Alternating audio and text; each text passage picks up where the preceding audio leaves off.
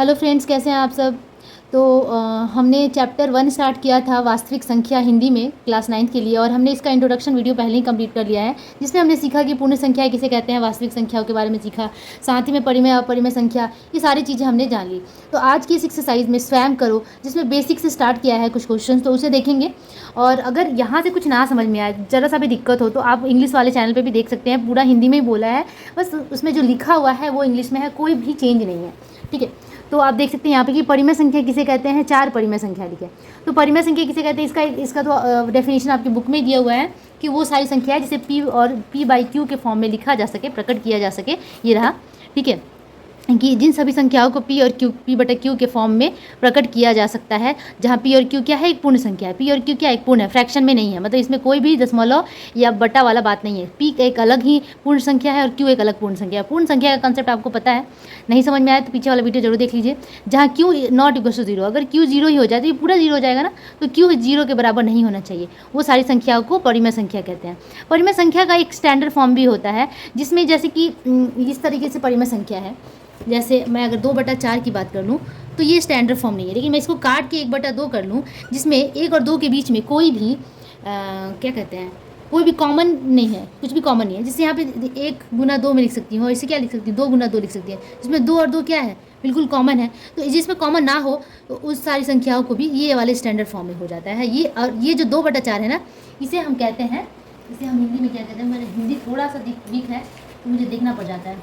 इसे हम हिंदी में कहते हैं इक्विवेलेंट फ्रैक्शन को, हाँ, समतुल्य भिन्न। तो इसको हम कहते हैं समतुल्य भिन्न, ठीक है, इक्विवेलेंट फ्रैक्शन कहते हैं, मतलब उसी की जैसा भिन्न है, समतुल्य है। ठीक है, तो ये समझ में आ गया। अब करते हैं हम स्वयं करो का सेकंड पार्ट, क्वेश्चन नंबर 1 का। ठीक है, क्या था, हाँ, 4 परिमेय संख्याएं हमें लिख कर दिखानी, कोई भी 4 परिमेय संख्या आपको लिख देना है। ठीक है, तो क्वेश्चन नंबर 1, 4 परिमेय संख्या है, 4 परिमेय संख्या लिख देते हैं। 4 परिमेय संख्या, 4 परिमेय संख्या, चलो मैं 3 ले लेती हूँ। 3 कैसे, 3/1 कर सकते हैं इसे, ठीक है। और परिमेय संख्या 5/6 ले लो, ठीक है। 1/2 ले लेते हैं, माइनस 3/4 ले लेते हैं। सारी क्या है, परिमेय संख्या है, ठीक है। हम माइनस ले सकते हैं क्योंकि ये जो है ना, ये p और q जो है, p/q के फॉर्म में होना चाहिए। जो p और q दोनों ही क्या है, पूर्ण संख्या है। पूर्ण संख्या मतलब इंटीजर, मतलब कि उसमें क्या क्या आ जाता है, ऋणात्मक, 0 और धनात्मक तीनों आ सकता है, तो हम इसको माइनस भी ले सकते हैं। ठीक है, अब आते हैं दूसरे क्वेश्चन पे। सेकंड नंबर क्वेश्चन क्या कह रहा है कि 0 क्या एक परिमेय संख्या है। 0 को p/q, अर्थात जहाँ p और q एक पूर्ण संख्या है, q नॉट इक्वल टू 0 है, p व q के मध्य 1 के अलावा कोई धनात्मक साधारण गुणनखंड उभयनिष्ठ नहीं के रूप में प्रकट करें। ठीक है, यही मैं कहना चाह रही थी कि यहाँ पे कोई भी धनात्मक उभयनिष्ठ नहीं है, मतलब कोई भी कॉमन नहीं है, तो उसके रूप में प्रकट करना है 0 को। ठीक है, ठीक है, तो हम क्या करते हैं कि 0 को हमें क्या करना है, परिमेय संख्या के रूप में क्या प्रकट किया जा सकता है, प्रकट किया, ये आंसर है आपका, ये आंसर है। ठीक है, प्रकट किया जा सकता है। कैसे, अगर मैं 0/2 लिख दूँ, ठीक है, 0/2 लिख दूँ,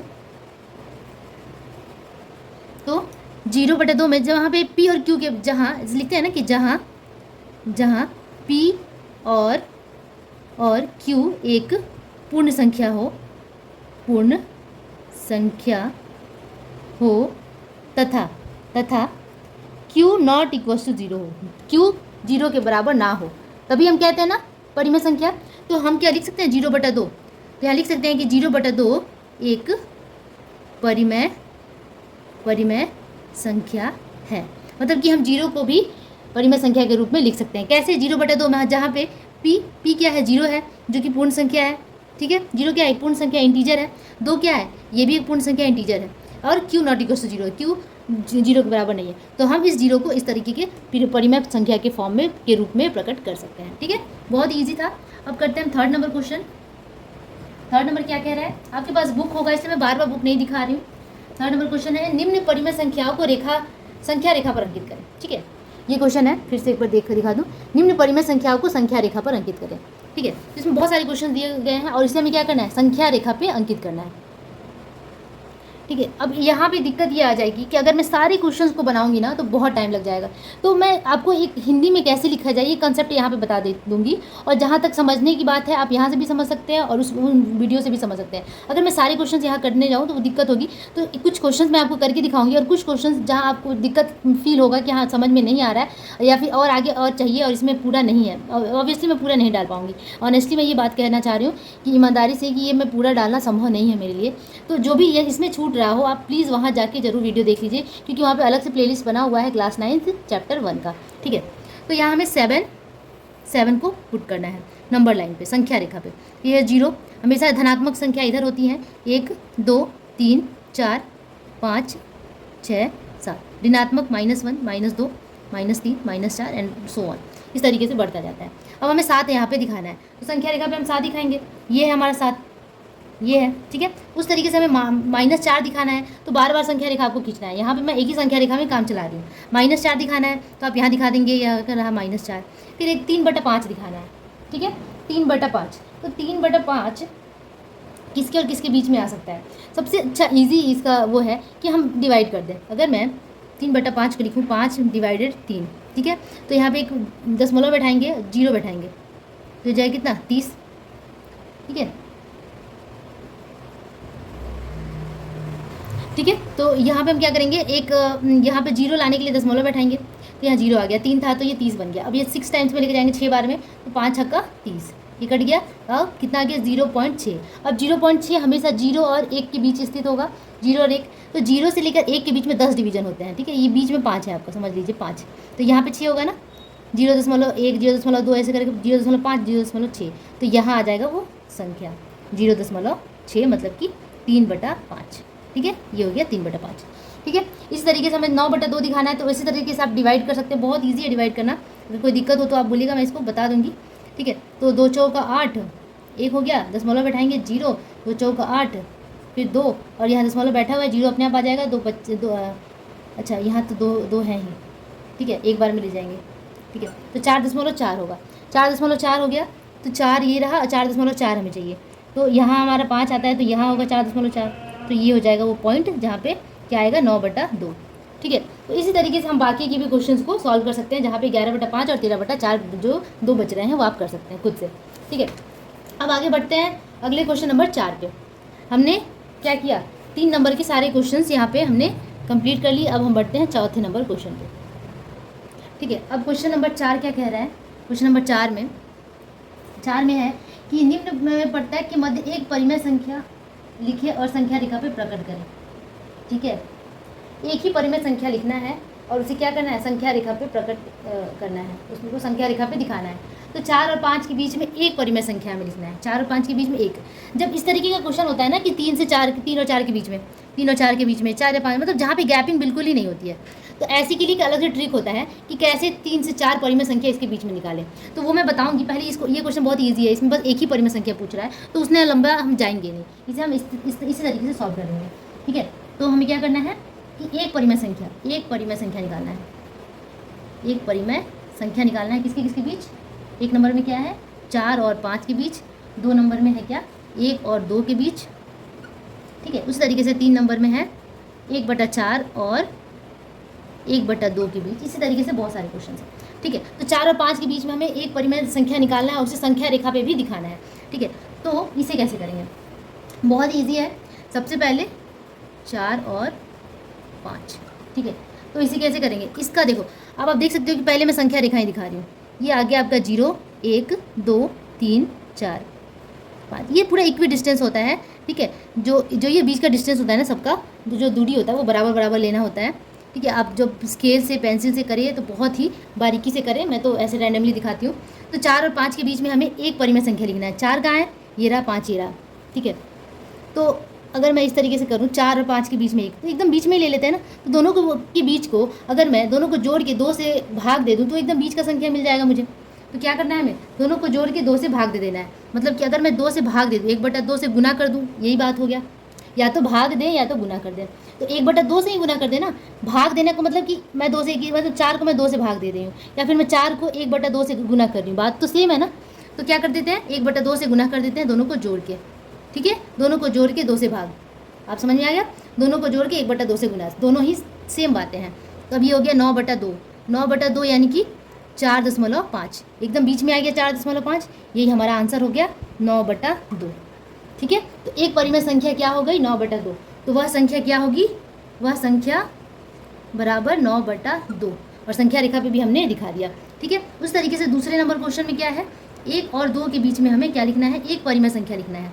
तो एक परिमेय संख्या निकालें, एक परिमेय संख्या बराबर वही 1/2 से गुना कर देना है, दोनों को जोड़ देना है, तो क्या हो जाएगा 1/2 गुना 3 यानी कि 1.5, भागा लगाएंगे तो 1.5 आएगा। तो 1.5 दिखा देंगे, समझिए ये 0 है, ये 1 है, ये 2 है, तो ये जो 1.5 होगा वो 1 और 2 के बीच में होगा, एकदम बीचों बीच 1 और 2 के बीच में निकालना था। तो ये हो गया हमारा क्या 1.5, और लिख सकते हैं इसे लिख सकते हैं 3/2 भी लिख सकते हैं। ठीक है, तो इस तरीके से हमने संख्या रेखा पे दिखा दिया। अब तीसरा नंबर भी दिखाते हैं। तीसरा नंबर क्या है, 1/4 और 1/2, प्रोसेस बिल्कुल सेम है, सबको वैसे ही करना है। ठीक है, तो इनके बीच में एक परिमेय संख्या हमें निकालनी है, तो वही इसे 1/2 से गुना कर देंगे, दोनों को जोड़ के 1/4 जोड़ 1/2, 1/2 गुना, पहले तो इसका सिंपल हम क्या करेंगे, भिन्न का जोड़ कर लेंगे। 4 और 2 का लसपा होता है 4 होता है, 4 से 4 को भाग लगाएंगे तो 1 आएगा, 1 को 1 से गुना करेंगे तो 1 जोड़, फिर 2 से 4 को भाग लगाएंगे तो 2, 2 से 1 को गुना करेंगे तो 2, तो ये कितना हो गया 1/2 गुना 3/4। अब देखो कि कुछ कटने वाला है नहीं, तो ऊपर ऊपर गुना, 3 गुना 1 3, 4 गुना 2 8, 3/8 है दोनों के बीच में। तो अब इसको संख्या रेखा पे हमें दिखाना है, 1/4 और 1/2 को पहले दिखाएंगे। ठीक है, तो आप समझ सकते हैं कि 1/4 और 1/2, ठीक है, 1/2 एक से छोटा होगा। अगर यहाँ मैं 0 ले लूँ तो 1 और यहाँ है मेरा 1 -1 यहाँ है। ठीक है, तो जो 1/2 होगा ये 0 और 1 के बीच का होगा, एकदम यहाँ हो जाएगा 1/2 हमें मिल गया। अब हमें ढूंढना है 1/4 कितना होगा। 1/4 जब नीचे वाला जो होता है ना हर, हाँ, जो हर होता है वो बड़ा होता है, इसका मतलब वो एक्चुअली में जो पूरा नंबर होता है ना वो छोटा होता है। तो 1/4 1/2 से हमेशा क्या होगा, छोटा होगा। ठीक है, तो ये 0 से तो बड़ा होगा 1/4, लेकिन क्या होगा 1/2 से छोटा होगा, तो यहाँ पे मिलेगा हमारा 1/4। ठीक है, एक रैंडम ले लेते हैं। अब मैं इसे बड़ा भी कर सकती थी लेकिन मैंने छोटा ले लिया। अब इन दोनों के बीच में एकदम बीचों बीच, क्योंकि हमने 2 से डिवाइड किया है तो एकदम बीचों बीच आएगा 3/8, तो यहाँ हम ले सकते हैं क्या, ये वाला ले सकते हैं हम 3/8। ठीक है, होप ये आपको क्लियर हो गया होगा। ठीक है, अब आगे बढ़ते हैं अगले पे।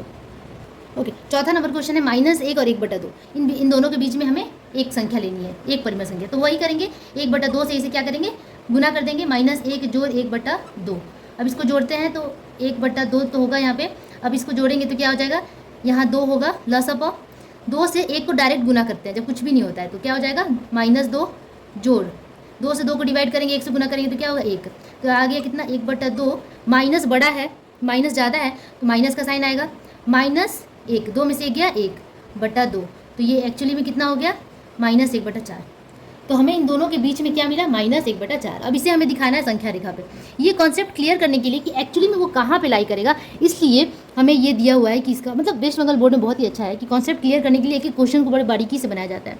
ठीक है, तो हमें क्या लगाना है, पहले ढूंढना है -1 और 1/2 कितना होगा। मान लेते हैं कि ये 0 है और -1 है यहाँ, तो +1 यहाँ होगा। ठीक है, अब हमें क्या करना है कि -1 और 1/2, 1/2 इन दोनों के जस्ट बीच में होता है, 0 और 1 के बीच में आता है क्या 1/2, तो ये 1/2 हमें मिल गया। अब इन दोनों के एकदम बीच में हमें क्या मिलेगा, क्योंकि हमने 2 से डिवाइड किया है तो दोनों के एकदम मध्य में बीच में मिलेगा हमें 1/4। तो ये तो बीच का नहीं है, यहाँ है आपका बीच। ठीक है, तो ये हो जाएगा आपका क्या 1/4 और यही हो जाएगा आपका आंसर। ठीक है, समझ में आ गया होगा। अब करते हैं नेक्स्ट 5वां नंबर। 5वां नंबर क्या है, 1/4 और 1/3, ये आप कर सकते हैं। मुझे नहीं लगता कि बताना पड़ेगा कि किस तरीके का क्वेश्चन हमने पहले ही बना लिया था जो कि 3 नंबर में था, तो इसे मैं स्किप करती हूँ। आप चाहें अगर नहीं समझ में आए तो मेरे दूसरे वीडियो से जरूर देख सकते हैं। उसके बाद हम करते हैं 5वां, उसके बाद है छठा नंबर करते हैं। ये है क्या, -2 और -1 के बीच में हमें क्या निकालना है, एक परिमेय संख्या निकालना है। तो एक परिमेय संख्या, ये बार बार आपको लिखना होता है। ठीक है, क्योंकि अगर आपको फुल मार्क्स चाहिए एग्जाम में तो ये छोटी छोटी चीज़ों पे ध्यान देना जरूरी है। -2 जोड़ -1, ठीक है, जबकि ये माइनस में है तो माइनस का मतलब ये होता है क्या कि भाई इसको तो सिक्योर करके रखना है। जैसे लोग कहते हैं कि हाँ लड़कियों को एकदम बंधन में रखना है, बचा के रखना है, तो एक मन में एक लोगों को बाय डिफ़ॉल्ट ये होता है कि हाँ लड़कियाँ हैं तो प्रोटेक्शन चाहिए भाई, क्योंकि जब वो थोड़ा सा माहौल ठीक नहीं है, जो भी है। तो वैसे ही हमें क्या करना है कि -2 और -1 जब भी देखिए तो वहाँ एक ब्रैकेट लगा दें, ठीक है। तो ऐसा नहीं है कि हाँ लड़कियों को हमेशा बंधन में रहना है, आजकल ऐसा कुछ भी नहीं है। लड़कियाँ बहुत ही अच्छे काम कर रही हैं और आगे बढ़ रही हैं। जब दिमाग आपका अच्छा होता है, शांत होता है और आपको कुछ करने की चाहत होती है ना, तो सब कुछ आपके हिसाब से चलने लगता है, ठीक है। भगवान भी आपका साथ देने लग जाते हैं। तो ये हो गया आपका -2 जोड़ -1।